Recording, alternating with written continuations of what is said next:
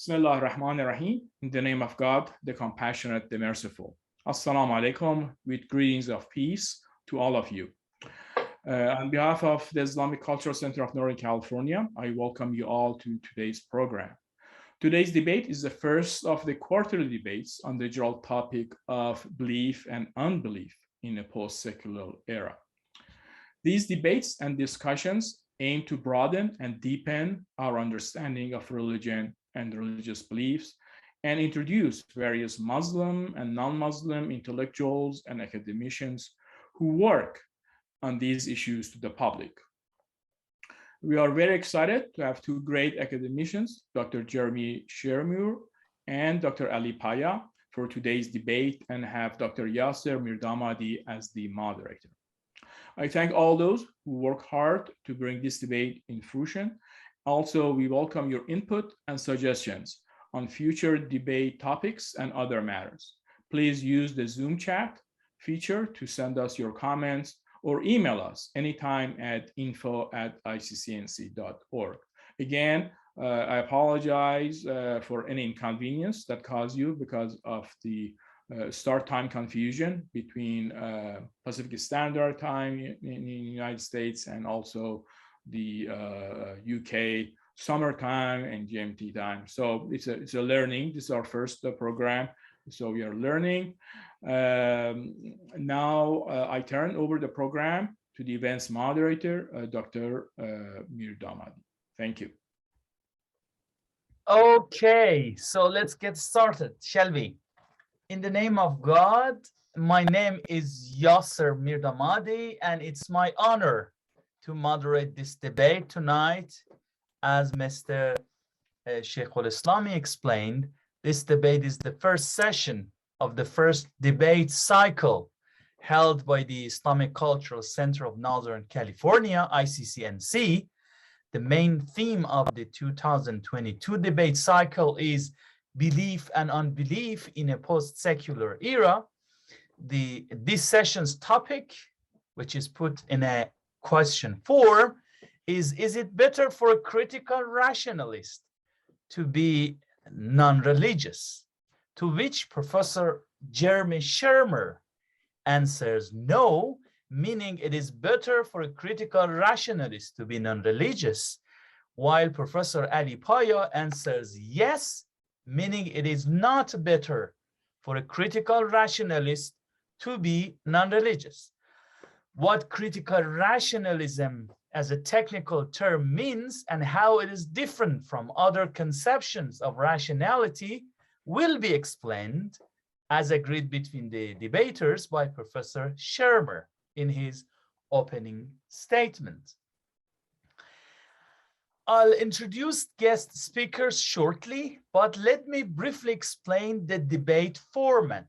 The debaters present their separate opening remarks one at a time. Remarks should take no more than 20 minutes for each side. Then each debater has 10 minutes to respond to the other side directly. Debaters cannot speak or interfere during the other side's opening remark or rejoinder. Following opening remarks and rejoinders, we will have intra-panel discussion. Rejoinder each side will be 10 minutes. The debaters engage with one another directly during the intra-panel discussion. The discussion in the intra-panel part is guided by arguments from opening statements and rejoinders. Only in the intra-panel discussion part can each debater speak and interfere during the other side's talk and even interrupt each other. But the flow of the debate should be observed. The moderator may interfere if it feels like the debate is being hijacked by one side. Otherwise, he or she will remain silent. The intra-panel discussion will last 20 minutes. And finally, the debaters deliver separate 5 minutes closing arguments. This is the final opportunity to reiterate their points, sell their arguments, and persuade the audience. The debaters agreed that Professor Shermer would begin the debate. Now let me introduce him. Jeremy Shermer was educated at the Friends School, Saffron Walden, Essex, and then at the London School of Economics. He also worked for 8 years as a full-time assistant to Professor Sir Karl Popper. He taught philosophy at the University of Edinburgh, political theory at the University of Manchester, and was Director of Studies at the Center for Policy Studies in London. He was then a Research Associate Professor at the Institute for Human Studies at George Mason University in Northern Virginia. He subsequently taught political theory and then philosophy at the Australian National University. Professor Shermer has published books about Friedrich Hayek entitled Hayek and After, and Karl Popper entitled The Political Thought of Karl Popper. He also edited Popper's book called After the Open Society, and Hayek's book called Law, Legislation, and Liberty in Hayek's collected works. Professor Shermer was also editor or joint editor of 3 other books and has published about 100 papers in journals and book chapters in philosophy, political theory, the history of economic thought, and the sociology of religion. He has now retired as an emeritus fellow of the Australian National University to Dumfries in Scotland. I've been to Edinburgh, but never to Dumfries, maybe another time, where he's currently at work on a number of academic projects. These include delivering lectures on Karl Popper and critical rationalism. Critical rationalism using Zoom. He has convened 3 Zoom-based international conferences on Popper's work. He will shortly be delivering a series of lectures on modern Western political thought via the internet to students in a university in China. He also regularly contributes pieces on a variety of topics in politics, philosophy, religious studies, and political economy, which are published in Croatian in the online journal called Idaya, if I pronounce it correctly. Now let us see how Professor Shermer provides a negative answer to the question, is it better for critical rationalists to be non-religious? Professor Shermer, the virtual floor is yours for 20 minutes, please. Thank you so much to all of you for inviting me to take part. Let me start by explaining what I'll be arguing. In my view, a critical rationalist, an approach which Professor Paya and I share and which I'll shortly explain, can be perfectly reasonably religious. Professor Paya himself is himself a critical rationalist, and he's religious, and he's a perfectly reasonable man. But I'm going to argue that it is more reasonable to be non-religious. Why? Essentially because the intellectual problems facing people in the Abrahamic tradition who are religious seem to me daunting. And I will suggest that it's not reasonable to think that they can be overcome. Critical rationalism is a view which sees us as aiming at truth, but sees all our views as fallible. It downplays the role of personal feelings of certainty. They may matter to us individually, but they don't tell us what's true. Rather, we need to learn from others, from their criticisms and from tests, which both we and they agree are telling ways of evaluating our views. While getting impressive empirical confirmations of our ideas may encourage us, as we learn from the history of science, this doesn't mean that we can be sure that we've reached the truth. Critical rationalism also suggests that we should evaluate intellectual positions in the light of how they fare in debate over time. Clearly, if a particular view hasn't done too well, in a sense which I'll explain, that doesn't mean that aspects of it may not in fact be correct, and that someone who favors such a view might not find a way in which they can respond creatively to the problems that have been discovered about their viewpoints so far. But an objective evaluation of their situation might conclude that the prospects of their doing this, the prospects of them being able to respond creatively to these problems are pretty daunting. And that it is in this sense that a proponent taking up this heroic task might be judged unreasonable. One might perhaps suggest that there's a parallel here to my saying that for my 75th birthday, I wish to climb Mount Everest. There are obvious problems about this. I am not a mountaineer. I am fat, I'm unfit, and I could continue. It's not impossible that I could climb Mount Everest, but it seems unreasonable to think that I would be successful. To climb it on my 75th birthday isn't a reasonable aim. As I've indicated, a critical rationalist approach, in my view, involves an attempt to sum up and to get agreement about what the character of the debate about issues has amounted to up to the present point. This isn't something that any one scholar can expect to achieve in any field, let alone someone who, as I do here, attempts to address the Abrahamic tradition as a whole. I'm acutely aware that I'm not a specialist in any of the traditions involved. And as a non-Muslim talking before what may well be a predominantly Muslim audience, I may make terrible mistakes. May I also apologize for any disrespect that I might show in the course of this debate, which is certainly not intended as such. I'm all too aware of my fallibility, but I believe that the path to truth lies through advancing views which we think may be correct and then getting criticism from other people.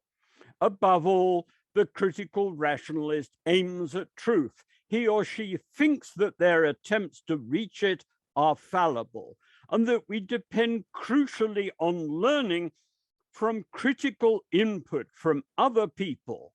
I thus hope that my errors not only may be corrected, but also, if there are terrible mistakes or there's inadvertently disrespect, that I may be forgiven. The best that we can hope for is that our empirical claims can withstand criticism and testing so far, and that our non-empirical claims, metaphysical or religious claims, are opened up to criticism by way of indicating clearly what problems they're attempting to resolve, and that they've also withstood criticism so far. In each case, it's crucial to pay attention to how the debate has gone, so that we don't respond to difficulties by way of unacknowledged intellectual retreat. Outside of mathematics and logic, it seems to me simply a mistake to think that we should be after proofs, and even in these technical areas, what are offered as proofs are fallible. Rather, our aim should be to try to argue that the ideas which we're advancing are cogent, are to be preferred to alternatives, and have so far been able to withstand serious criticism. Now, what about problems? I will speak only about 6 out of many possible issues. Thus, I'll turn to the substance of our debate. I will raise some problems for the theist in the Abrahamic tradition. And once again, I apologize for the fact that a debate format could mean that I am inadvertently behaving in a way that seems disrespectful. My first problem concerns the relationship between God and what is good. We all tend to think that there's more to what is good and bad than just our personal tastes, or what our particular society happens to favor, or behavior which happens to have been to the advantage of our species in its development. But there is, I think, a problem facing all of us as to how the gravity and significance that we wish to give to ethics fits into our understanding of what we know about the world. A theistic view might indeed offer some reassurance that objective values are real, that they are, as it were, part of the fabric of the universe. However, such views typically don't tell us how it is that values fit into the world. That's to say that theism, it seems to me, while affirming the importance of objective values, doesn't help with this problem of what the place is of values in the world as we're discovering it to be, a problem that faces all moral objectivists. And I think the theistic view faces some problems of its own. For example, just what is the relationship between God and what is good? The issue here is, how do you steer a course between making God in some sense subservient to objectively existing values, or making values simply what God has decided, a bit in the way that an arbitrary ruler might decide what the content of the law is? Second, there is the problem of the goodness of God. We take God in the Abrahamic tradition to be all-powerful, to possess complete knowledge, and also to be good. There is a huge literature on how this relates to the problem of human and other suffering. Clearly, if the world is given a particular character and people can act freely within it, this may produce difficult and painful consequences, but not ones the existence of which I think poses particular philosophical problems about evil. What seemed to me more of a problem is what one might say look more like design faults, and ones which over time humans might be able to remedy. Consider here the terrible problems of cancer and of Alzheimer's disease, which we may hope over time to address, as well as many less dramatic problems, and some of which indeed we have been able to resolve. That they can in principle be addressed indicates that things don't have to be like this. But why then, if God is both all-powerful and good, are they there? It seems to me woefully insufficient to say, well, people need something to stimulate them or problems to work on. If issues of this kind and seriousness were within the power of any good parent to address in respect to their children, they would surely do so. Not say, oh, the children might be able to deal with them when they grow up. The problem for the theist here looks to me to be that if God is both good and all-powerful, why did he leave us facing various horrors when they could, on the face of it, have been addressed without setting the fundamental order of things or undermining our autonomy? As, after all, our own limited medical discoveries make clear where we've been able to develop remedies. Now, there may, of course, be some deep reason for all of this, but as far as I can see, if this does exist, God, as is understood in the Abrahamic tradition, has not explained what it is. And this, if I can say so, would seem to me to be another fault. Next, there is the issue of homosexuality. On my understanding, this, on traditional views of the Abrahamic tradition, is condemned in dramatic terms. Some liberal Christians have tried to get round this, but those, it seems to me, with more intellectual integrity, say that people who are sexually attracted to their own sex have no option but to be celibate and to ask for support and fellowship from their co-religionists in trying to cope.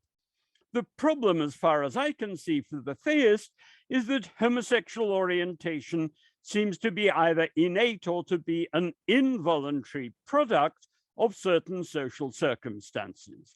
People who are homosexually oriented feel just the same way about some members of their own sex as the rest of us do towards some members of the opposite sex. One is not here dealing as one might with something that's a kind of gratuitous indulgence in something perverse, but something that plays a key role in people's orientation to others, and which could be the vehicle for deep love, affection, and the relationships that last over time in the same kind of way as do those between heterosexual couples. The British, now American writer Andrew Sullivan has offered a powerful and basically conservative argument for gay marriage, along the lines that it's better for all involved if homosexuals have the possibility of stable, loving relationships which are socially recognized and reinforced. The problem here with the Abrahamic tradition is that we're offered a picture of an all-knowing God simply condemning people for orientation which, whether genetic or a social product, seem involuntary at the level of the individual and cutting them off from some of the deepest aspects of human life.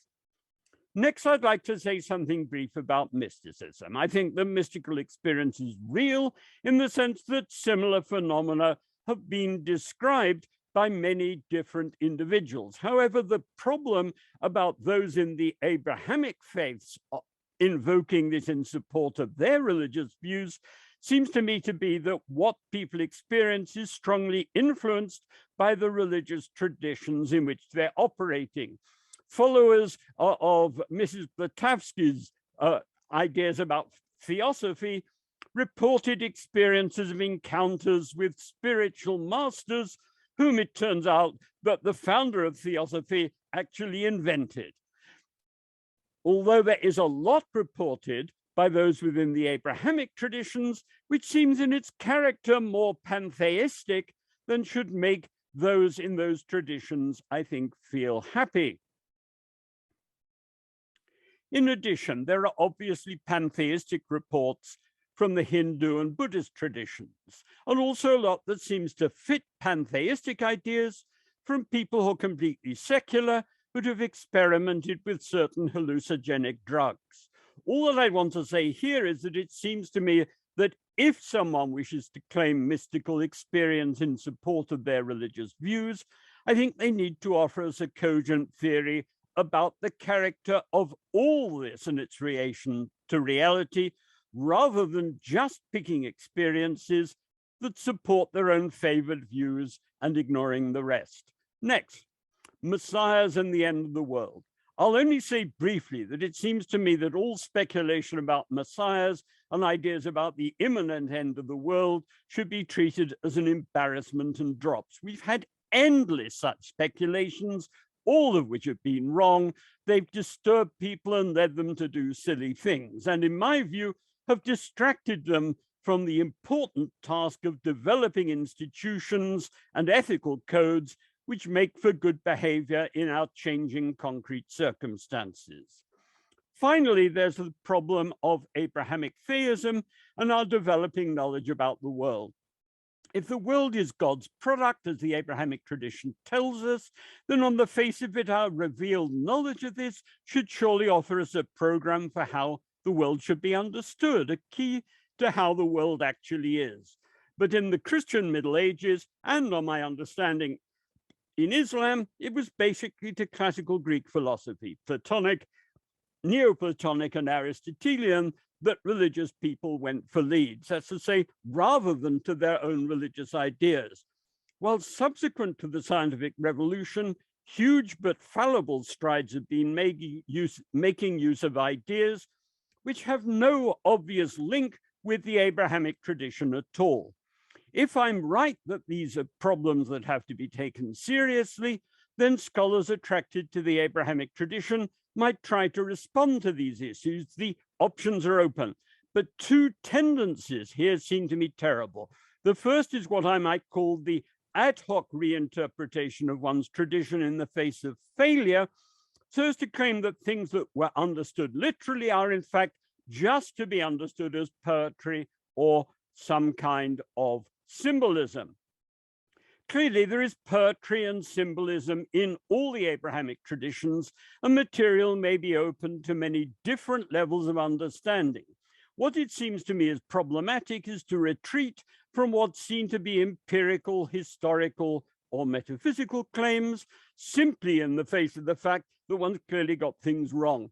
It puts one on a par with a fortune teller who simply dismisses all forecasts which they made which were wrong as not actually having been forecasts at all. The alternative is also to simply seek for parallels between odd aspects of contemporary science and what is to be found in the Quran or the Bible. This is typically done in an arbitrary manner. Alternatively, one might have what in principle is a serious agenda, like that of the proponents of so-called intelligent design, in taking issue with Darwinian approaches in biology. The problem here is that, in my view, these people don't take seriously what they'd actually have to accomplish to produce a genuine alternative to what they're criticizing. All told here, my argument is for intellectual adventure, that the proponents of theism should say something interesting which challenges current secular ideas if they're to expect anyone to take them seriously. Instead, my worry is that we'll get more and more of what is experienced within so-called liberal Christianity, that's to say, steady intellectual retreat from a religious approach which made serious claims to knowledge about the world, about history, about theology and ethics, to a systematic shedding of any interesting claims about anything, a retreat into moral platitudes and into the echoing of the changing secular wisdom of the day, while conservative Christians seem to me typically to fail to engage seriously with the intellectual challenges that have been offered of their views.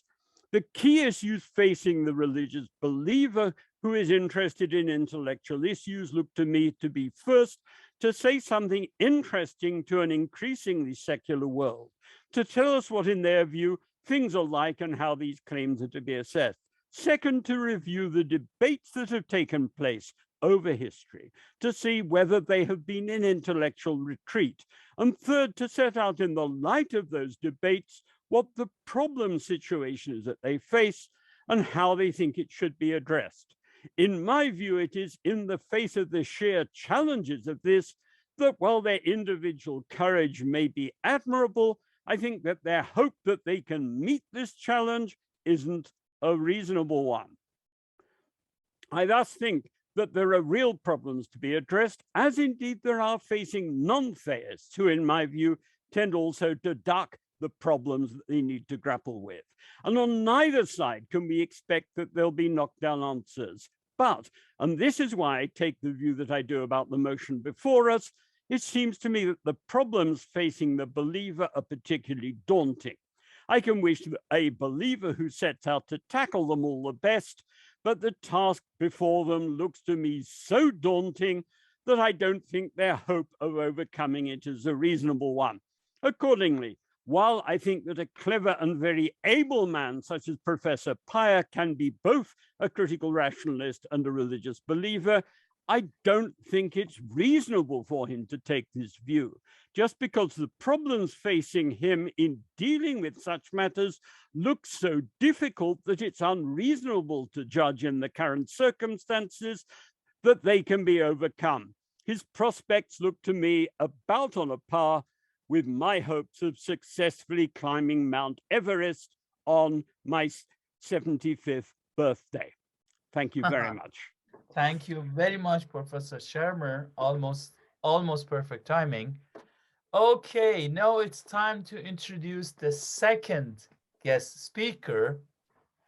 Ali Paya is a professor of philosophy at the Islamic College affiliated with Middlesex University, London, and the chair of the Islamic College Research Ethics Committee. He's also an adjunct professor of philosophy at the National Research Institute for Science Policy, Iran.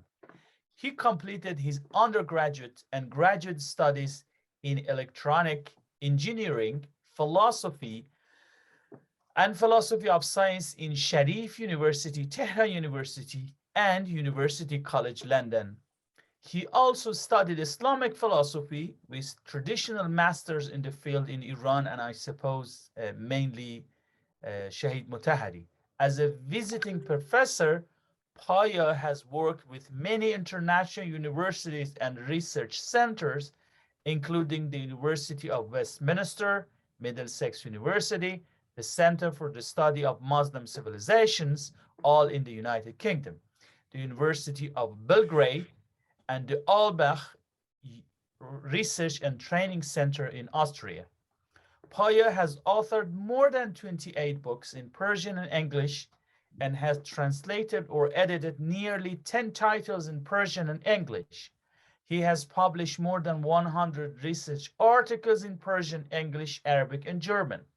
His most recent publications include Islam, Modernity, and a New Millennium, Themes from a Critical Rationalist Reading of Islam, 2019. Science, Society, and Development, Essays on the Public Understanding of Science, 2021. Religious Science, Indigenous Science, and Islamic Science, Thinking the Impossible or Thinking Ahead of Time, 2021. Methods, Methodologies, and Perspectives in the Humanities and Social Sciences, with particular reference to Islamic Studies, a Critical Rationalist Interpretation, forthcoming 2022, and the Quran versus the Theory of the Evolution, a critical assessment of the contrasting views of two prominent Shia scholars of 20th century, Ayatollah Sayyid Muhammad Hussein Tabatabai and Dr. Yadullah Sahawi, forthcoming 2023. Now let us see how Professor Paya provides a positive answer to the question, is it better for a critical rationalist to be non-religious? Please. Thank you so much. Bismillah ar-Rahman ar-Rahim.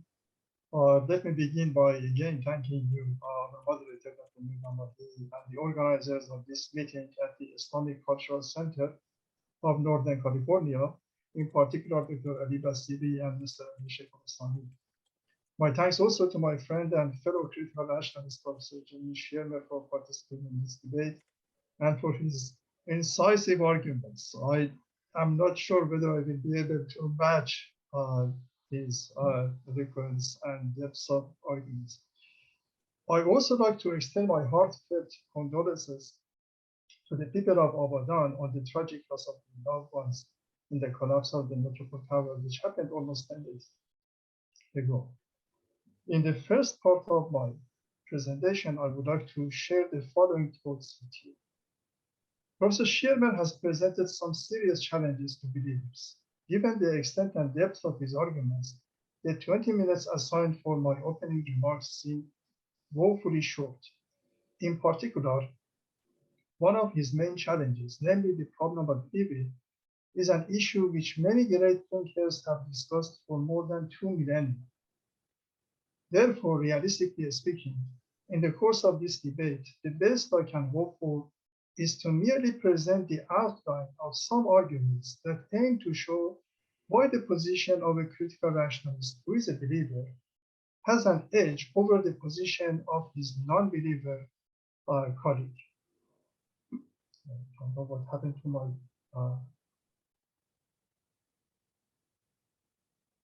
do you still see me? Sorry. Yes, we do. Okay. Yes.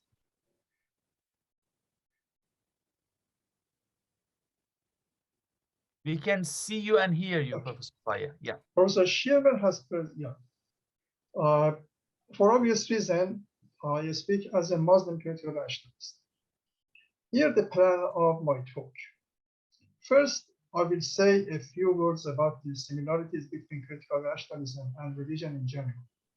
Secondly, I try to shed some light on the argument from evil, the ontological status of values, and God's justice. Thirdly, I try to briefly explain the position of a religious critical rationalist concerning the issue of non-conventional lifestyles. And finally, if I have time, I will highlight one major conceptual difficulty which is faced by non-believers. I'll discuss some other difficulties for non-believers in the other parts of my debate. Due to time constraints, I postpone my discussions concerning the epistemic status of religious or mystical experiences and the relationship between religion and our knowledge of reality to the second part of this debate. But before beginning the main part of my opening remarks, I would like to suggest to Professor Sheamur not to lose hope with regard to his plan of climbing Mount Everest. In 2013, an 80-year-old Japanese man, Yuichiro Mio, if I pronounced his name correctly, reached the summit for the third time. I guess, therefore, there is plenty of room for being hopeful for my dear friend, Professor Sheamur. Now, the first part of my talk is critical rationalism and religion.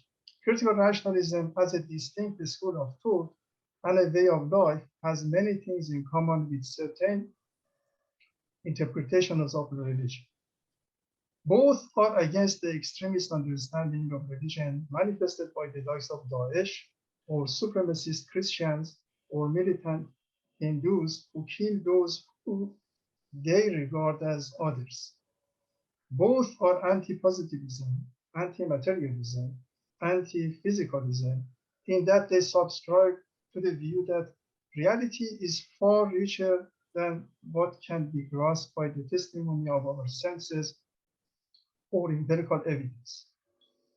Both believe that there are many mysteries in reality, some of which we may never be able to comprehend or decipher. Both maintain that individuals and communities ought to be moral and uphold and observe codes of morality. Both share the view that knowledge is a pathway towards spiritual emancipation, and truth is the ultimate goal of our knowledge pursuits. Both aim at making the world a better place for all, and both argue that future is open and optimism is a moral duty. In the second part of my talk, I discussed the issue of God and the problem of evil. Professor Sheamur's argument from evil was suggested, as was suggested earlier, present a major challenge to believers. In the time left, without denying the gravity of this problem, I try to unpack some aspects of it. Let's begin by noting that evil is an absence of good. It is a privation. Like shadows, it does not have a real existence. There are two types of evil. First, natural evil, like natural disasters, such as earthquakes, eruption of volcanoes, pandemics, etc., which are regarded as evil only when looked at from a human perspective. For example, a quake or a hurricane in an uninhabited part of the earth, which does not cause the death of human beings and destruction of their properties, is not regarded as evil. Of course, it should not kill animals and other sentient beings as well. Moral evil is the second type of evil, which is caused as a result of humans' immoral acts. A corrupt politician who betrays his constituency or a murderer who kills innocent individuals are just two cases in point. With regard to both types of evil, further deliberation would reveal that in many cases, the appearance of an evil and the suffering that it causes are directly related to the intended or unintended human action. For example, the recent tragedy of the collapse of the Metropole Tower in Abadan was due to the human negligence of the fact that nature takes its course regardless of people's wishful thinking. Similarly, those who build their houses in areas that are low-lying and liable to flooding and neglect the fact that putting in place proper flood control measures is a necessity, suffer from the consequences of their negligence. Or when people choose unhealthy lifestyles, for example, by eating too much processed foods, exposing themselves to excessive amounts of sun rays without proper protection, or inhaling polluted air on a daily basis, etc., they will be liable to suffer from all types of diseases. With respect to moral evil, people suffer as a result of the ill intent of their fellow human beings who have chosen to exercise their free will in morally unacceptable ways. The recent tragic killing of 19 innocent school children and 2 of their teachers in America by a young man who was not mentally ill, and the case of a British sperm donor who fathered 15 children without telling their lesbian mothers who had received his sperm about his inheritable condition are just 2 examples of the appearance of morality. Another aspect of the problem of evil, which we must take into account, is that from a certain perspective, it has 2 dimensions, intellectual and emotional. I submit without reservation that while one may be able to explain to some extent the intricacies of the problem of evil intellectually and show that it has got nothing to do with an all-powerful, all-knowing God whose will is absolute and non-conditional, it is not at all easy and even maybe impossible to tackle the emotional aspect of this problem. A mother whose little child has died as a result of an incurable type of cancer may well remain inconsolable even after listening to many lengthy rational explanations. One of the trickiest aspects of the problem of evil is that people ask where God has been when they were suffering and calling upon him, but receiving no reply. While I readily admit that one may not always be able to offer a satisfactory answer to the above question, I suggest that if one could momentarily bracket the emotional aspect of the problem, it may be possible to take some steps towards a somewhat reasonable answer concerning its intellectual aspect. There is a nice proverb in English which says, "You cannot have your cake and eat it."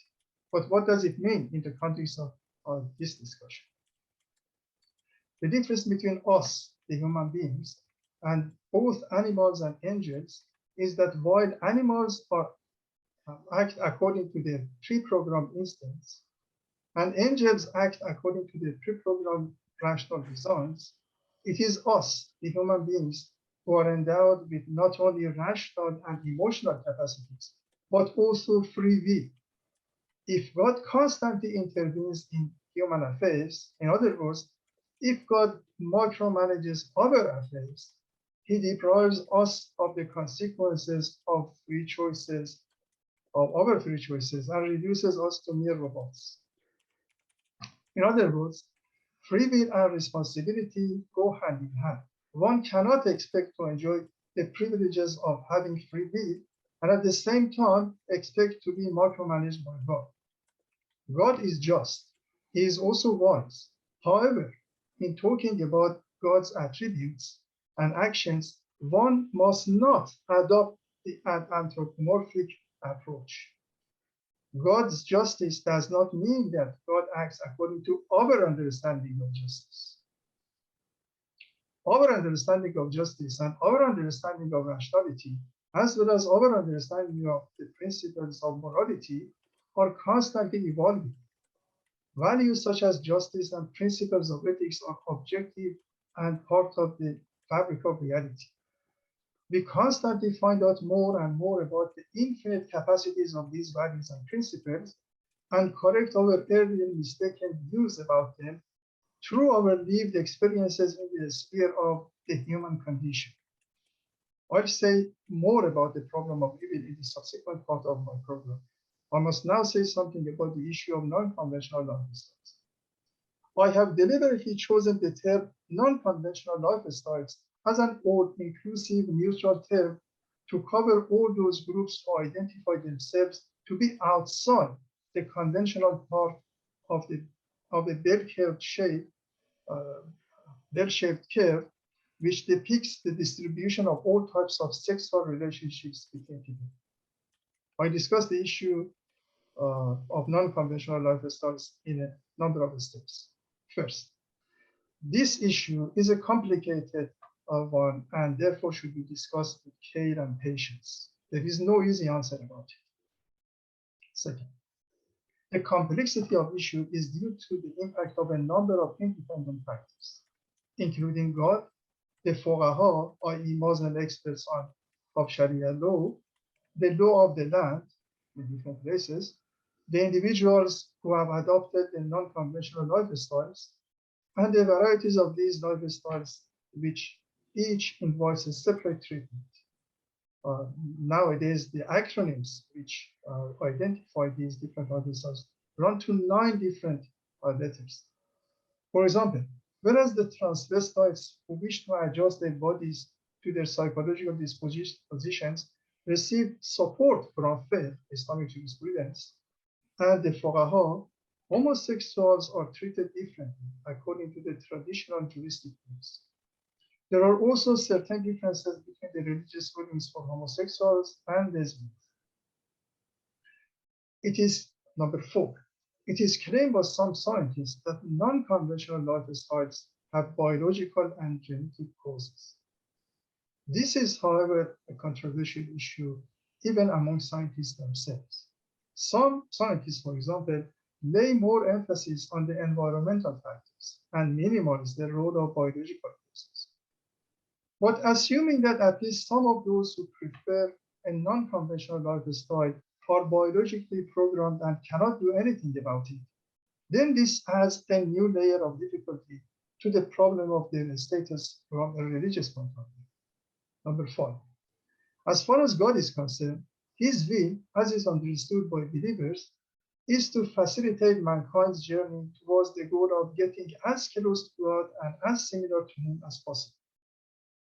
In the context of Islam, whoever acknowledges himself or herself as a Muslim cannot be denied this status, i.e. being regarded as a Muslim. Among all attributes of God, the 2 that outshine the rest are his mercy and compassion. All Muslims, whether sinner or pious, could partake in the journey towards God. God does not deprive them, nor does he deprive even the non-believers of his mercy and compassion. Number 6, all Muslim fuqaha, jurists, have declared the homosexual and lesbian lifestyles as haram, forbidden, and prohibited Muslims from adopting them. 7, an individual who lives in a particular jurisdiction, Islamic or otherwise, is obliged to observe the law of the land in which she has chosen to reside. 8, if an observant Muslim who is inclined towards an unconventional lifestyle realized that her choice had been made as a result of the environmental pressures and not as the outcome of an unchangeable biological or genetic condition, then she ought to refrain from pursuing the lifestyle which is considered to be haram in the eyes of Sharia. Number 9, if an observant Muslim who is inclined towards a non-conventional lifestyle feels so due to her biological condition, then she is advised to adopt, if possible, a celibate lifestyle. This is in tune with the rulings of Sharia. Number 10, if an observant Muslim who is inclined towards a non-conventional lifestyle wishes to change her lifestyle and adopt a conventional lifestyle, then the authorities and lawmakers must provide her with all sorts of the facilities which are needed for this purpose. Number 11, if an observant Muslim who is inclined towards a non-conventional lifestyle decides not to adopt a celibate lifestyle, then she must be aware of the fact that in the eyes of Sharia, she is regarded as committing a heinous sin. Such an individual can still continue to be a participant and practicing Muslim. Her relation with God is only between him, her, and God. Sharia is mostly concerned with the Muslims' interactions in the public sphere. I now return to the last part of this section of my talk. I present one major difficulty for non-believers. Immanuel Kant, the great German philosopher, introduced 3 fundamental questions, which in a sense set the agenda for the present debate. Kant's questions were as follows. What can I know? What must I do? What may I hope? The first question deals with our innate urge to acquire knowledge about reality. The second pertains to our conduct in life as moral agents. And the third concerns our fate at the end of our life. I readily grant that my learned friend, Professor Sheamur, could come up with more or less satisfactory answers for question 1 and 2. But I submit that finding a satisfactory answer to question 3 is not easy, if not impossible, for a non-believer. But why? The third question is closely related to what great thinkers of the 19th century, such as Nietzsche and Dostoevsky, had dubbed nihilism. It is about the meaning of one's life and the values one holds dear. It emerges because of the phenomenon of death and our awareness of its inevitability. The issue or challenge of nihilism can be formulated in the following way. If God does not exist, and if death means the absolute end to one's actual participation in life and the development of one's abilities and positive potentials, then the whole enterprise of living in the world as a self-conscious being with lofty ideas and ideals, including making the world a better place for all and lessening the amount of suffering, becomes meaningless or absurd. If one's perspective on life is based upon the conviction that one has come into a deaf and dumb universe by pure chance, and all that one can expect and hope for is, if one lucky, to live for a short period of time and, assuming that one is a moral agent, participate in a limited number of remarkable deeds before turning into a stardust. Then, if that is the case, one should ask oneself, what is the point? The above predicament has been brought into sharp relief by an eye-opening thought experiment suggested by Samuel Scheffler, the American philosopher. Scheffler invites us to think about the following scenario. I have made small changes to his thought experiment. Suppose scientists have discovered that a large asteroid is on course to hit the Earth a month from now. And as a result of the impact, the whole Earth will be annihilated and no one will survive. Scheffler asks how this affects one's attitude and the consideration about one's choices and what one has to do now. In the context of the above thought experiment, and with respect to Kant's third question, i.e., what may I hope, it seems non-believers can no longer hope that future generations will benefit from the fruits of their labor, and there will be nobody to either appreciate or benefit from them. In the context of the above thought experiment, it is not difficult to see that why nihilism poses a serious threat to those who think this life is all that they have got. The above, however, is not the case for believers who believe that this life is just a small part of a never-ending journey of acquiring perfection.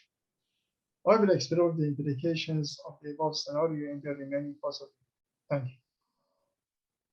Thank you very much, Professor Paya. Perfect timing. Okay. Now let us hear Professor Shermer's rejoinder for 10 minutes, please.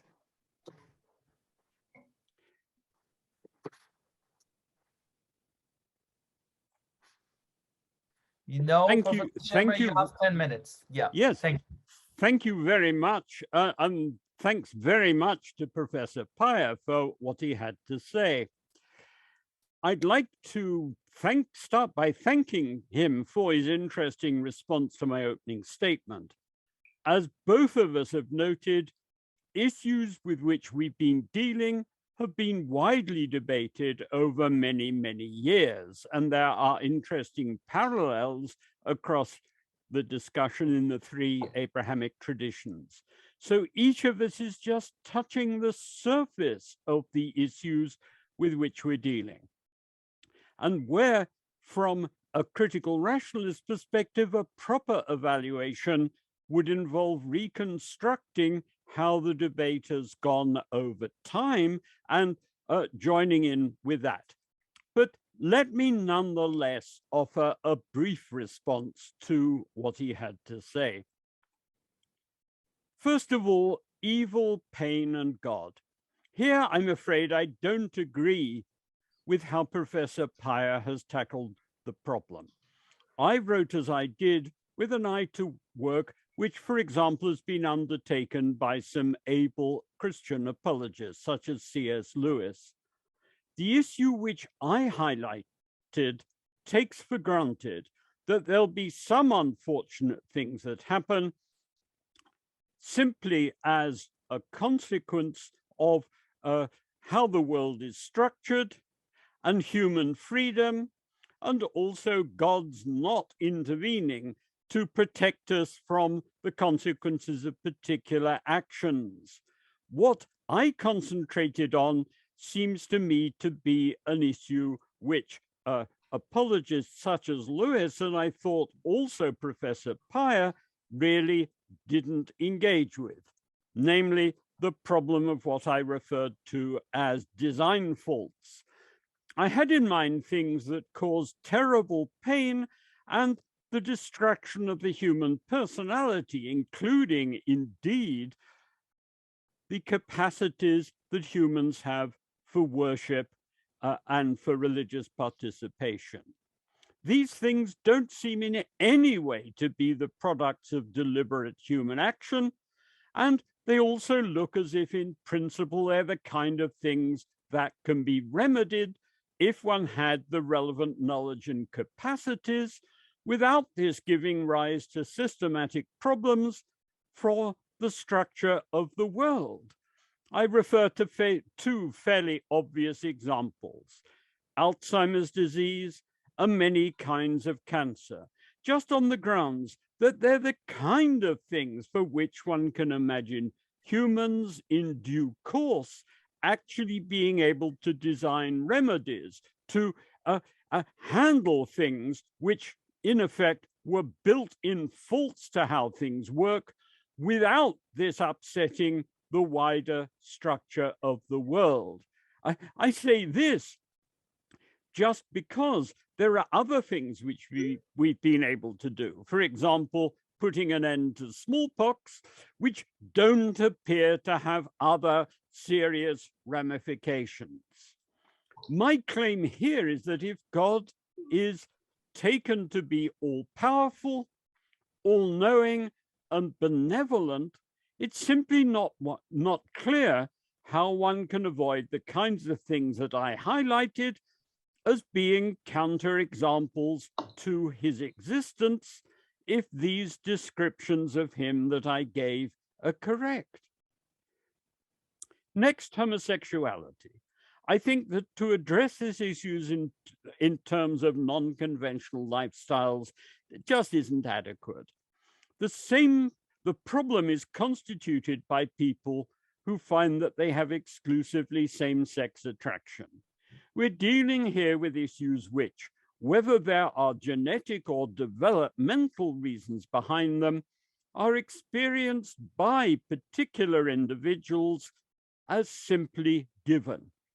There have been elaborate efforts, both psychological and religious, and ones which combine the two to effect cures, but these are simply reported on as having been unsuccessful. And they've been reported on by people who would have the strongest personal and religious motivations to hope that such cures would be effective.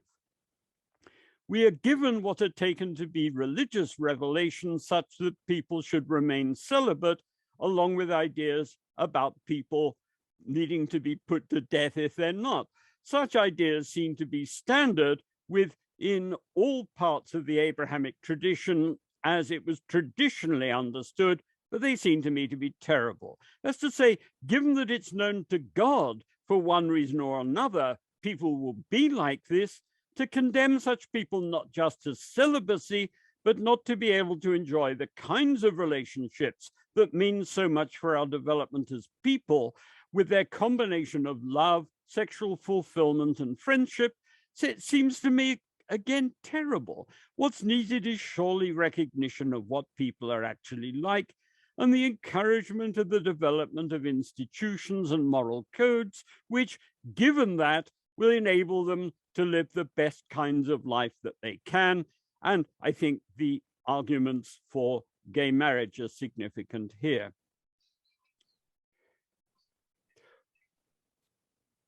What can we hope for?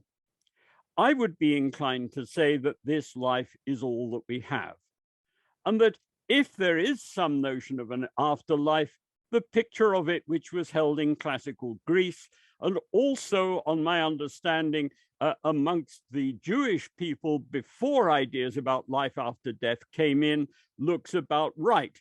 That's to say, it would be that we end up in something like a celestial retirement home in which the process of physical and mental crumbling continues until there is nothing left of us.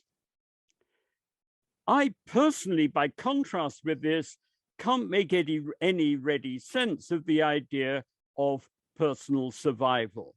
We're people of our own times and specific backgrounds. Our personalities and concerns are very much tied to this. Personal relationships are obviously important to us, but they equally are tied to specific times and circumstances. The Roman Catholic writer Ronald Knox reported that Catholic theologians have speculated that in the afterlife, we would all be about 33 years old. Now, we might individually then be at our best, but hardly, I think, at our wisest. But how then could we relate to our parents, or if we have them, to our children, if everyone is the same age? That's to say, the character of the relationship that we have to our parents, or the character of the relationship, if we have it, to children, is surely tied in with our difference in age, our specific historical relationships to them. To talk about kind of free-floating people about 33 years old, I mean, it's not clear we'd have anything in common with our parents if we were all at that sort of age. Should the prospect of an extinction, for example, by a comet, have any implications in terms of our moral behavior? I would think not much. Clearly, there may be some utilitarian concerns which would no longer matter if we could be sure that the end of the world would end very soon. That's to say, we might, at the moment, be concerned to give money for famine relief, where we know, in fact, that it'll take some while for this to be effective. If we're told, well, it's 3 weeks and that's it, it wouldn't make sense to give that sort of assistance. But issues about respecting other people and other creatures and behaving with integrity would, in my view, matter to the end. Morality, it seems to me, is something that should be undertaken for its own sake. And I don't see that the impending end of my life or that of other people should make the slightest difference as to how we should behave. One final concluding note. Professor Paya reminded us of this Japanese gentleman who managed to climb Everest at a very advanced age. What I would say is that I suspect that he wasn't someone who spends most of his time sitting at a desk, typing into a computer, doing things on Zoom, or reading books.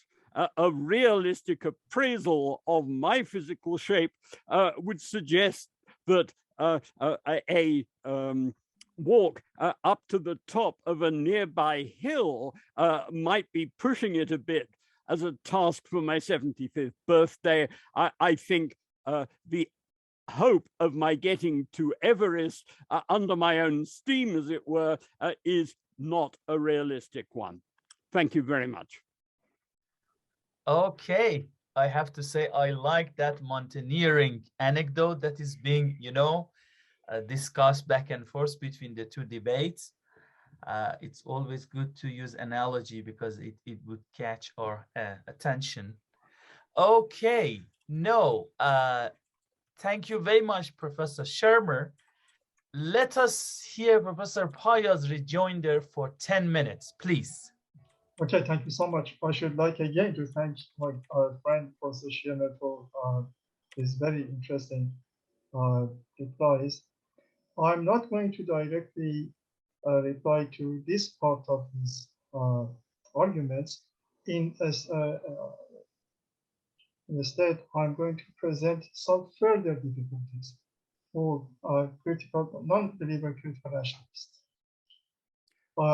Then, time permitting, I also briefly discuss two other issues which I have left out, i.e. the relationship between religion and our knowledge of world, and the issue of epistemic value of our mystical or religious experiences. I begin, however, by presenting some arguments which I hope will show that why the position of non-believers is less defensible vis-a-vis the position of believers. First, the argument from a network of related concepts. The network of the interconnected concepts of hope, suffering, death, consolation, and salvation could be used to produce some arguments against the position of non-believers. Hope, as we know, plays an important role in the well-being of individuals, groups, and nations. With respect to Kant's third question, i.e., what may I hope, the account that religion proposes could help people to adopt a more positive and hopeful attitude towards life, even in the face of adversities and unbearable sufferings. In my opening remarks, I briefly referred to the issue of emotional response to suffering and hardship, which are caused by tragedies such as the loss of our loved ones. Consoling people in such tragic situations is not easy. However, I would like to argue that even in such cases, believers have an edge over non-believers. Marcus Tullius Cicero, 106-43 BCE, the great Roman orator and politician and one of the best members of the school of Stoicism, who had written a treatise on consolation, is the champion of the art of consolation for non-believers even today. The Stoics, both classic and modern, maintain that wise individuals should learn to endure suffering. But as Michael Ignatieff has eloquently explained in his recent book on consolation, Facing Solace in Dark Times, when Cicero's beloved daughter died while giving birth to her child, Cicero's philosophical writings proved unable to console him. For a long time, the champion of consolation was unable to console himself. I should like to suggest, as an empirically testable conjecture, that believers are better equipped to deal with personal tragedies. For believers, even in the darkest hours, there is hope, since God never leaves his friends alone. It seems for the majority of people, the greatest personal tragedy is their own death or the death of their near and dear. Perhaps the most effective consolation in the case of death is the notion of salvation. I submit that such a powerful and positive tool is missing from the armory of non-believers. Luc Ferry, the French philosopher, himself a non-believer, in his book, A Brief History of Thought, A Philosophical Guide to Living, argues that one of the main reasons that Stoicism, despite all its powerful intellectual facilities, was defeated in competition with the then newly emerged Christianity was the poverty of its account of salvation. The Stoic doctrine of salvation is resolutely anonymous and impersonal. It promises us eternity, but of a non-personal kind, as an oblivious fragment of the cosmos. In contrast, Christianity and indeed all Abrahamic religions promise us no less than everything that we would wish for, i.e., personal immortality and salvation for our loved ones. My second argument is argument from the richness of religious life. Another point that gives believers an edge over non-believers is a particular type of richness which is exclusive to religious life. A non-religious individual who had never had any serious dealing with religious sphere, religious experiences, and religious forms of life cannot fully appreciate the literary and artistic works whose core meaning and values are religious. If God is removed from the history of mankind, this history will become very impoverished indeed. The majority of the greatest artistic and literary works in the history of mankind are inspired by the belief in God, i.e., a transcendental sublime reality. My third argument against non-believers is argument from justice and the life after death. Another argument which works in favor of the position held by believers is the issue of the unresolved cases of injustice at the level of individuals or groups. Throughout the history of mankind, there have been many cases in which individuals, groups, or even nations have been wronged by others without being able to obtain justice. If death is the end of everything, then innocent victims who have been wronged have every right to feel betrayed. Such victims, if they are convinced that they are not going to get the justice they deserve, may react in many unexpected ways which may not be compatible with the well-being of other innocent individuals or the society at large. In Islamic teachings, on the other hand, people are invited to observe justice in its fullest sense in all their activities. After all, they are created in the image of God and should try to become like Him. The Quran says, "O believers, be you securers of justice, witnesses for God. Let not detestation for a people move you not to be equitable. Be equitable. That is nearer to taqwa, i.e., observing the etiquette of being in the presence of God. And observe taqwa of God. Surely God is aware of the thing you do." On the other hand, Islamic teachings assures the believers that God is aware of people's deeds and even their intentions, and He will reward them or punish them accordingly. An escape from His governance, i.e., His realm of authority, is impossible. Again, I quote the Quran. It says, "And whoever does an atom's weight of good shall see it, and whoever does an atom's weight of evil shall see it." The above is a constant theme in the Quran. It is a message of hope for believers and a stern warning to wrongdoers.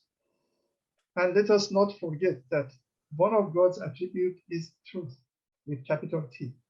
This means, among other things, that God never gives any untrue message to people. Okay, now let me briefly tell you something about the relationship between religion and our knowledge of the God. When it comes to our knowledge of reality, it is clear from the teachings of Islam that the task of the Prophet and the Quran is not to teach us physics or chemistry. A clear division of labor can be observed in Islamic teachings. On the one hand, Islamic teachings encourage us to explore various aspects of reality by means of the power of intellect and the cognitive facilities made available to us. On the other, Islamic teachings help us to better understand the intricacies of the human condition, and even more importantly, the complexities of the afterlife. Our understanding of the teachings of Islam, as critical rationalists explain, always remain conjectural. And of course, we are expected to constantly subject our conjectures to the severest critical assessment. Okay, now let me say something briefly about epistemic force of religious or mystical experiences. Mystical experiences are a subset of the lived religious experiences. And lived religious experiences are in turn a subspecies of the lived or personal experiences in general. Lived experiences in general, as critical rationalists have argued, form the backbone of all knowledge claims. In the absence of such experiences, which are informed by our quest to find solutions for some challenges reality presents to us, no conjecture can be formed. And in the absence of conjectures about reality, no knowledge can be gained. To be of epistemic service to us, our personal or lived experiences should be reconstructed with the help of our memory, the conceptual schemes available to us, and the language facilities at our disposal. Personal experiences which are reconstructed take the shape of statements and propositions. In this form, they can be presented as conjectures or knowledge claims concerning certain aspects of reality to the public sphere for critical scrutiny. Whether a particular personal or lived experience is refuted or corroborated as a result of critical scrutiny in the public sphere, we stand to learn something about reality. In the case of refutation, we learn that reality is not the way a refuted conjecture had claimed. In the case of corroboration, we regard the knowledge imparted by the conjecture in question as our best understanding for the time being of a particular aspect of reality. Muslim mystics, Urafa, have introduced rigorous methods for separating fake mystical experiences from the genuine ones. They have discussed the method in various books. One of the better known works in this genre is an Arabic treatise, a treatise on what cannot be trusted or relied on. This treatise contains more than 300 practical instructions to help the practitioners of mysticism and the public to assess the worth of the mystical experiences. So, in a sense, both mystical and religious experiences could be used in order to assist us to further our knowledge about reality. Thank you. Okay, thank you very much, Professor Paya. Now we have heard the opening statements as well as the rejoinders of both sides of the debate. Now it's time for intra-panel discussions. As I explained in the introduction, the debaters can interfere during the other side's talk and even interrupt each other, but the flow of the discussion should be maintained. But before opening the floor for 20 minutes intra-panel discussion, allow me to make a humble suggestion for a point to be made clear in the intra-panel discussion. Since both debaters think that other side is reasonable in principle in his religious or non-religious position, i.e. Professor Shermer thinks that Professor Paya is in principle reasonable in his religious position, and Professor Paya thinks that Professor Shermer is in principle reasonable in his non-religious position. And the edge of the debate or the focus of the debate is that which side is more reasonable. So maybe as a humble suggestion, we need to hear more about why each side thinks that the other side could be in principle reasonable, i.e. Professor Shermer, it would be good if explain for us why you think that a religious person could be in principle reasonable. And Professor Paya, it would be good if we hear from you, why do you think that a non-religious person could be in principle reasonable? Otherwise, the discussion would end up becoming like a discussion between two sides, that each side taking the other side to be non-reasonable, which is a typical kind of discussion between religious and non-religious discussion. So probably we need to hear more to make a clear this distinction between your position, which is about more reasonability or less reasonability, and other typical conduct discussion between religious and non-religious persons. So the floor is open for 20 minutes intra-panel discussion, please. Okay, I think my colleague, Professor Shermer, should go ahead because he began the discussion. So I am all ears listening to your incisive criticisms. Okay, could I start by addressing the issue that was thrown at us by our chair and then move to some issues which I'd like to raise in connection with your own remarks, Professor Paya. I suggest taking those in 3 bits, just on the grounds that turning it into a big speech would cut across what we're after. I think that the reason why I was able to argue that Professor Paya is reasonable and that it's perfectly reasonable for him to be a religious believer is because, as I would understand it, he is someone who will hold his beliefs as being open to question and contestation, and also is, in a certain sense, committed as a believer, but also someone who's a professional intellectual, to grappling where they are in his realm of competence with problems that may be put forward seriously about his views. I think that by contrast, what one finds quite often is people undertaking debating style discussions in the bad sense, thinking that they can resolve difficult issues by knockdown points, by brandishing particular texts, by in a certain sense not paying any attention to, on the one side, what the conversation has been on the topics with which we're concerned, but on the other, not bearing in mind what the history of some of our best kind of knowledge has been, what we get in some of the natural sciences, where even the best of our theories have turned out to be flawed, and all kinds of expectations that people had about the framework within which things should be addressed have been argued to be problematic.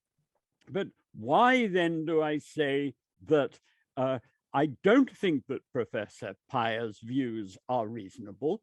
Well, it's really because, as I just started to argue, and these are matters on which we could talk for a very long time, it seems to me that the sheer accumulation of problems which face the religious believer are just so daunting that I simply can't see how it's reasonable for someone of his undoubted capacities to think that he can actually deal with them. Now, a stronger example of this I alluded to in my presentation, where I talked about people who favored the theory of so-called intelligent design. And this typically consists of people raising problems about Darwinism and saying, well, what we need to do is to take an approach to biology and to the phenomenon of nature that Darwinian-style theories have adopted, but to take instead what is in effect a creationist approach to it. And my view there is, well, they can certainly wish to do that, but what one would need to discover is, as it were, how in principle they think that they're going to develop alternative ideas in the areas where Darwinian approaches have been successful. And it seems to me that the problem for the religious believer is really to face up, first of all, to the full agenda of what the problems and difficulties are, and then really to have a stab at indicating how they're going to overcome them. And it's not clear to me from our exchange that Professor Paya really got on top of even the rather modest examples that I had the time to present in our discussion. Professor Paya may disagree. Yeah. Thank you so much. Yes, indeed, I disagree.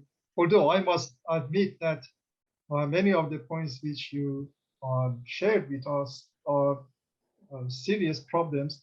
And as I mentioned in my presentations, I am not at all underestimating the weight, and I freely acknowledge that one should take them seriously. But what I would want to tell you and others who are listening and watching is that at least some Muslims, because as you remember, I mentioned quite explicitly that my approach to religion differs from many other different approaches. So it is not the case that being a religious individual is just like unified pattern applies to all. There are many different types of understanding of religious teachings.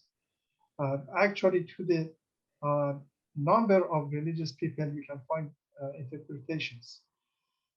So it is important to keep in mind that my approach to religion is from within the framework of critical rationalism. And as you know better than me, critical rationalism imposes a certain number of restrictions upon our claims. For example, you mentioned about the defects in the intelligent design approaches. Okay, intelligent design is a program which is being pursued by a number of religious people, but let me explain to you my own position with respect to that program. As I mentioned in my presentation, a critical rationalist who is a religious individual maintains that God is wise and he has created a world which is full of mystery, full of patterns, full of signs of intelligence. It is not, as you were saying, suffering from design fault. I guess one of the objections or criticisms I would want to level at your arguments is the following. It seems to me, and you refer to C.S. Lewis, it seems to me, I may be mistaken, please correct me if I'm mistaken, but it seems to me that you are not appreciating the depth of the argument which is being presented by religious people. People would say that whatever structure you create, forget about God, think about yourself.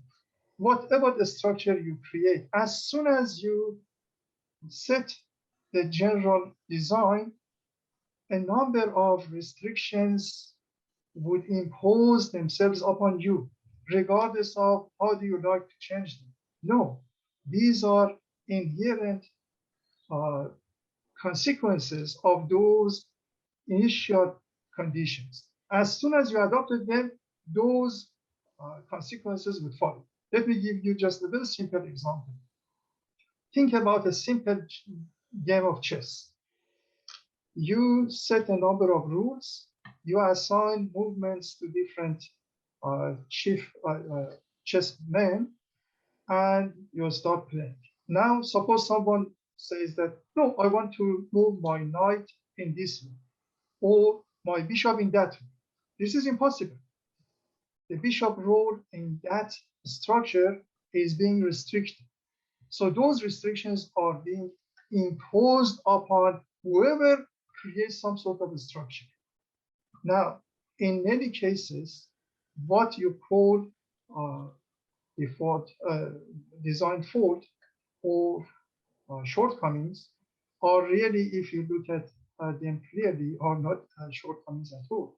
They are restrictions which are being imposed upon us because of the natural consequences of the initial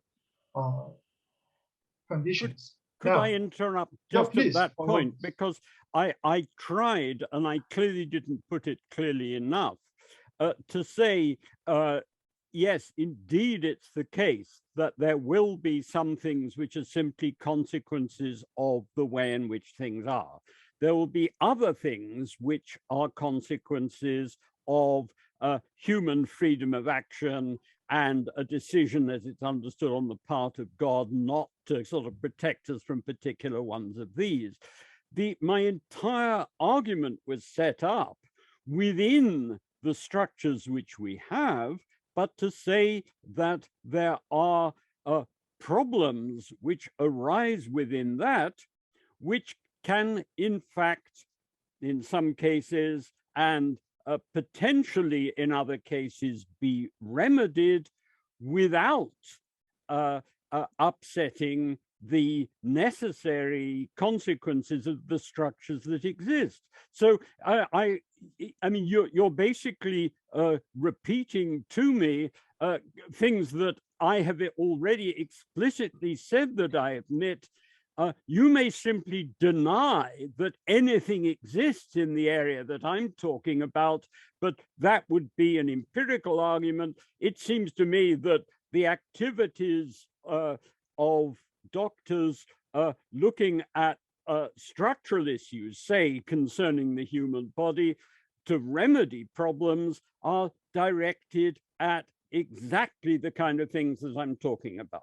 Yeah, okay. Let me take one of your examples. You mentioned the case of Alzheimer and cancer, okay? Now, the point which I'm trying to explain is the following. Causes of cancer are exactly being put in place when the whole universe began to unfold, right from the moment of Big Bang. Now, if you are saying that, okay, God should have done something about the initial conditions at the moment of Big Bang and should have created another type of universe, I would tell you that, fine, think about any other universe. In any other possible universe, you would have raised exactly the same problem about cases which would emerge there in those universes. Because in any type of structure which is being confined or defined by a number of initial conditions, limitations would arise. And some limitations may be detrimental to us. Fine. But you're still missing my point here, okay, which is go ahead and explain. Take, for example, I mean, there are things which human action has been able to remedy, such as smallpox.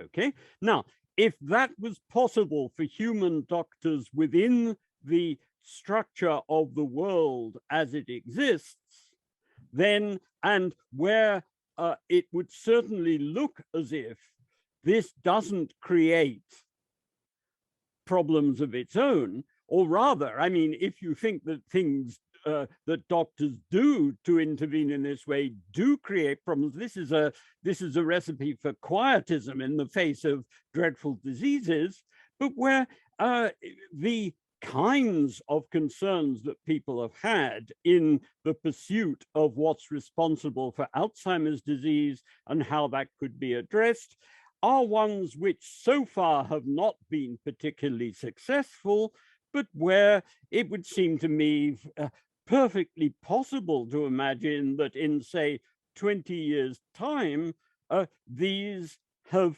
been remedied, and that what may need to be remedied in this case can, I think, be fairly said to be a design fault, because it doesn't upset the fundamental structure of things, but it deals with these particular problems.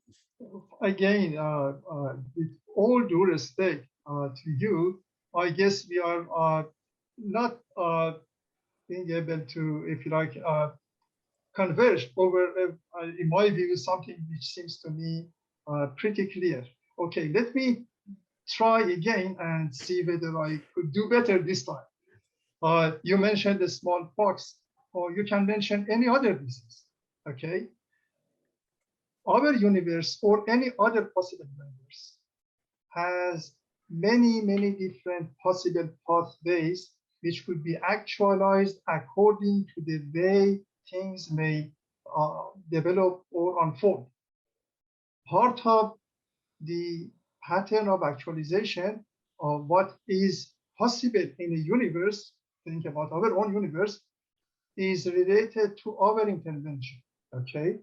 Our intervention may actualize one particular pathway, which in other scenarios may have not been actualized. So the emergence of different diseases could have not been prevented right from the start. Because if God had decided to do that, he should have made no move whatsoever.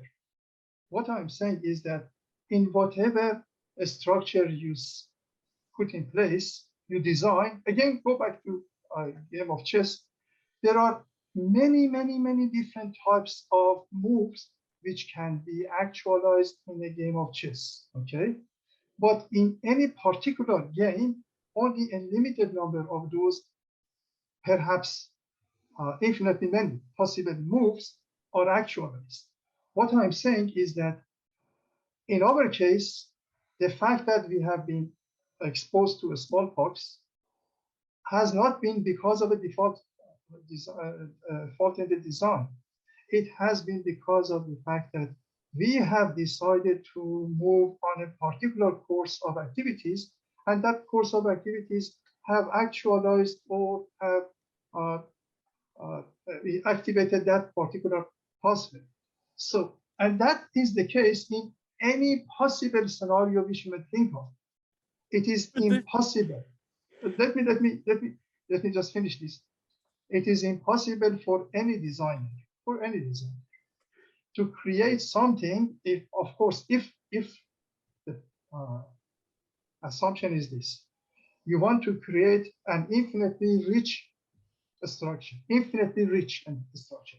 You do not want to confine those who are living in this structure to very limited type of movements. It is an infinitely rich structure. This means that there are many possibilities, and those possibilities could be actualized if you activate this pathway or that pathway.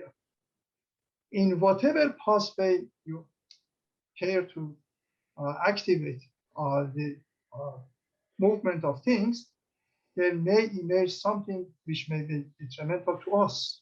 That is inevitable. Look, we're clearly not going to agree on this, but it seems to me that the closing off of the occurrence of certain diseases isn't something which on the face of it, by us, is not something that seems to be restrictive in the kind of way that you're invoking. And if it's possible for us, on the basis of your views, it should also have been possible for God. But on this one, I don't think we're going to get far. Could I turn to the topic of God as a consolation? Yeah, we have less than 1 minute, please. Oh, gosh. Yeah. Okay, I make two comments here. God would only be a consolation if one could make a plausible case for his existing, and I think that the problems that I raised were posed a difficulty here. And the second thing is that it seems to me that if one takes the issues that I've raised about God and the occurrence of Alzheimer's and the way in which homosexuals are treated, then I'd see the existence of God not as a consolation, but something really which is very worrying. Okay, do I have time to respond? Yeah, I don't want to break this exciting discussion. Very, very shortly, please. Yeah. Okay, you want me to pour the whole ocean into a small Okay, which is impossible. So going back to consolation, what you need to think about, Professor Shermer, is that in the eyes of believers, God is an all-loving creator who takes care of the whole realm of creation. So even if something may appear to be a case of suffering or hardship, true believers, because of their constant dealing with God, God is being regarded as a friend, as a close friend in the religious literature. He earns that position because of his constant companionship with those who care to pay attention to him. And this is something which I'm not exaggerating at all. We can ask this from any religious individual. In such a situation, if someone is your close friend and close companion, you would put your trust in him. And even if you suffer from something which you may think has come from him, because of your trust in him, you would understand that you may have been mistaken, and at the end, it would be clear that he had your best intention at heart. Okay, I stop here. Okay, thank you very much for intra-panel discussions. Now, let us hear the closing statement of Professor Shermer for 5 minutes, please. Yeah, go ahead. Thank you very much. I think our discussion could have gone on for a very long while. I've already indicated that I don't actually think that Professor Paya has really managed to get to grips with the problems that I've raised before, but I'd like to conclude by a few practical responses to his criticisms.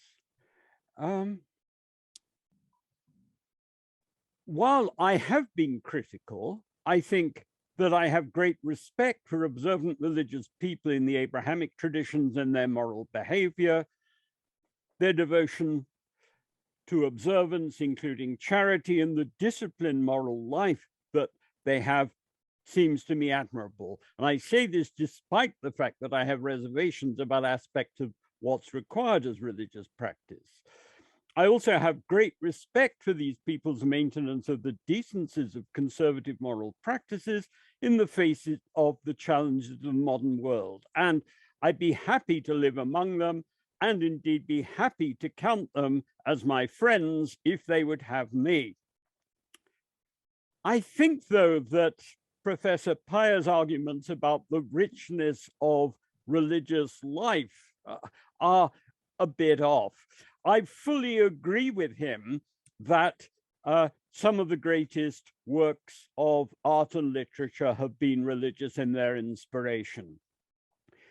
Personally, while I'm not a Christian, I think that Verdi's Requiem is absolutely magnificent. And if I was stuck on a desert island, as they asked people to imagine in a BBC radio program, I would certainly take a recording of that along. His Requiem is his dramatic, orchestral, and choral treatment of the Catholic Mass for the dead.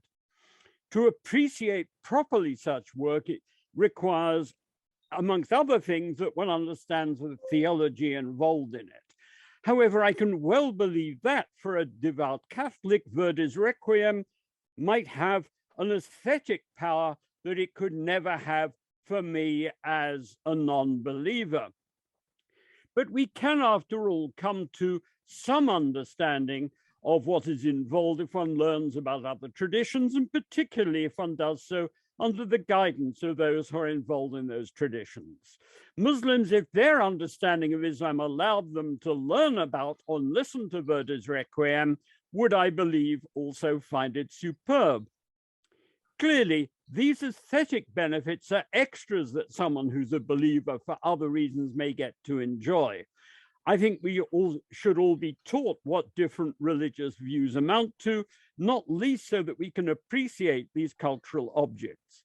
Theology seems to me really important, and those who I believe totally incorrectly misrepresent religion as being just about moral teachings seem to me, in addition to being factually wrong, also to risk diminishing our understanding and appreciation of important religious works. Morality seems to me to be something that should be practiced for its own sake. Indeed, any notion of reward or even of praise seems to me inappropriate other than for children as part of their moral education. We do, however, need ongoing discussion about what good conduct amounts to in changing social conditions and about issues concerning what else should be expected of everyone and about supererogation, about what we should perhaps be doing beyond what is morally necessary, but also the proper limits of this. But I don't see that life after death, or indeed God, has anything to contribute here. Although clearly there may be some people who refrain from terrible conduct because of religious generated fears. Personally, I prefer that they believe what's true, even if the rest of us have to suffer as a consequence. As to punishment, I'd see three elements as involved. First, it being something involved in a process of education concerning how we should behave towards one another. This can involve a public affirmation of what acceptable conduct would be and the imposition of something like a penance, a public penance for non-compliance. Second is that we need to do our best to try to avoid people profiting from doing wrong, perhaps by fining them or by making work to improve our institutions. And third, we may need to protect ourselves and others from predators, including those who have no instinctive moral concerns. This, it seems to me, could in some cases involve imprisonment or indeed the imposition of a death penalty. From my perspective, it seems to me important that we discuss and affirm and entrench institutionally what behaving well amounts to. But I'm dubious about punishment other than in the context that I've indicated. I think, say that if people have done terrible things in their youth, then there's no point in punishment beyond a kind of token penance once they become elderly, for they in most respects a different person for what they were like when they committed the offense. Once they're dead, any notion of punishment seems to me pointless, although it would seem to me important, if they seem to have got away with terrible behavior, to explain to other people what they did and just why it was so bad and should be avoided. This, all told, is my response to the issues that we've been dealing with, and I look forward to hearing Professor Paya's summing up of his approach. Thank you very much, Professor Shermer. Okay, now we have reached the closing statement of Professor Paya, but before that, Professor Paya, can I ask you a question just to make sure that I got your answer to my question quite right? You think that a non-religious position could be in principle reasonable as far as non-religious person are willing to subject their position to criticism, but all in all, you think at the end the religious position is better capable of addressing existential and intellectual problems. That's why you think it's more reasonable to be religious, correct? Yeah, thank you so much. Actually, what you just suggested or mentioned is at the core of what I'm trying to convey to my dear friend, Professor Sheamur. As I mentioned in my presentation, different parts of my presentation, a world which is devoid of God is a very impoverished world. So what I'm arguing for is that although a non-believer rational individual could be moral, but he or she will use a great deal with respect to values and meanings which are embedded in our universe. A universe which is created by an all-loving, all-knowing, all-powerful God. Okay, let me go to my brief concluding remarks. Now that both Professor Sheamur and I have presented a summary of our arguments, in the last part of my talk, I would like to highlight some of the main arguments which I hope show why a critical rationalist is better off being a believer and not a non-believer. I mentioned some cases, but briefly, let me say something about Professor Shermer's point concerning Verdi's requiem and the ability of non-believers to appreciate religious art. I never denied that non-religious people are not capable of appreciating aspects of religious art. What I suggest, and I disagree with Professor Sheamur, who says that religious people may be able to appreciate some aesthetic aspect of religious life better. No, it is not just an aesthetic aspect. Religious art and religious literature have inspirational and revelationary aspects which are not available to non-believers. These are available to believers because those arts would open up areas of reality which would be close to those who do not share that form of life and those set of beliefs. Okay, I go through my notes. As we discussed earlier, it seems to me that the issue of the end of life and unresolved cases of injustice and inequity cannot be adequately answered by those who do not believe in an all-knowing, all-powerful, absolutely just and merciful God. Allow me to elaborate. The points which Professor Sheamur has mentioned in his concluding remarks mostly are related to the case of individuals, but there are cases in which groups or even nations are being run and no justice has been given to them. Critical rationalists lay great emphasis on living a moral life and the duty of individuals to do their best to make the world a better place for all. But how this goal can be achieved in practice? For critical rationalists, why in the realm of ideas, one is to be revolutionary in that one should try to produce as many viable conjectures for theoretical problems and critically assess their weaknesses in the hope of learning from their shortcomings. When it comes to dealing with people, it urges caution and suggests adopting a piecemeal approach towards making the world a better place for all. Now, consider the case of those who believe that death is the end of everything for them. If they have been wronged and have suffered from cases of unresolved injustice, they are likely to adopt one of the following two approaches.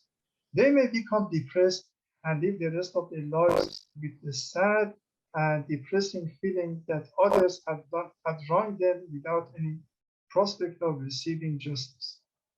Or they may decide to take the law into their own hands and rebel against a system they regard as unjust.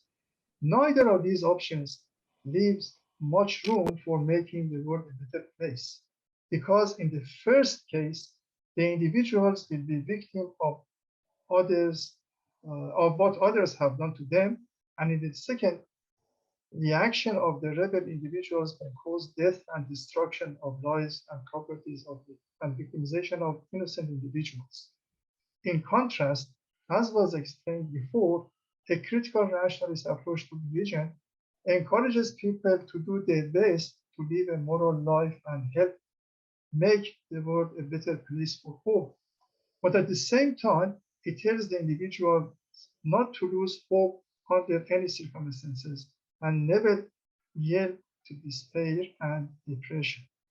It advises the individuals that even if they could not reap the rewards of their labor in this world, and even if, as a result of the injustices inflicted upon them, and they have not been able to obtain justice despite their best rational efforts to address them, at the end of the day, all is not lost, and they can remain hopeful that their good deeds are not wasted and the inequities they have received undeservedly at the hand of the others will not go unpunished.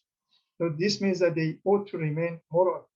This is because, according to the view to which a religious critical rationalist subscribes, this work is only the first stage of a never-ending journey towards perfection, and whatever people do, good or bad, will be assessed by an omniscient, omnipotent, just, and compassionate God.